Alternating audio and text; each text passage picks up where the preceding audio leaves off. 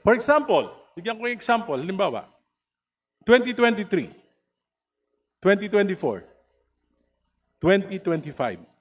Ang total allocation po ng 1st District of Leyte kay Speaker Martin Romualdez, nung siya ay Speaker, ay 48,243,911,000. Yan po ang total allocation sa loob ng 3 taon. Yan po ang pinakamahirap na probinsya.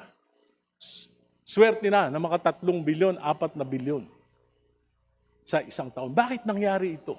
Bakit hindi equitable yung distribution pagdating kay Speaker Romualdez? Dahil siya ba ay pinsan ng presidente?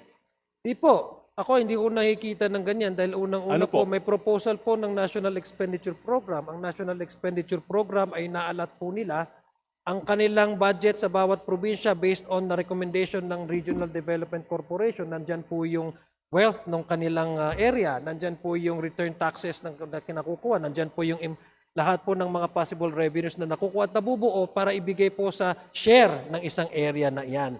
So, hindi ko po alam kung bakit ito magkakaroon ng issue ng check and balances dahil unang-una, magkaiba po ang institution,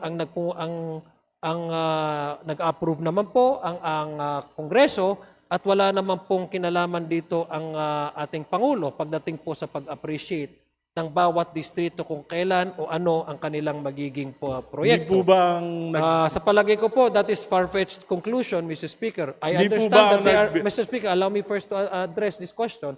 I understand that there are members here who are more biased about this and they want to make this as something political.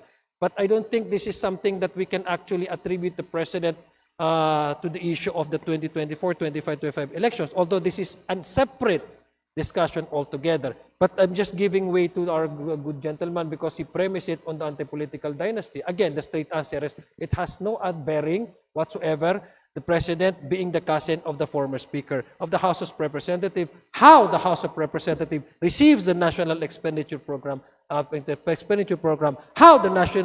House of Representatives deliberated individual budget of each agencies, how the House of Representatives went on to participate in the bicameral conference, and how the House of Representatives ratified the result of the bicameral conference committee, Mrs. Speaker. For the most trusted source of news and information, visit our website at www.bomboradio.com. Follow us on Bombo Radio mobile app, Facebook, YouTube, TikTok, and X, formerly Twitter.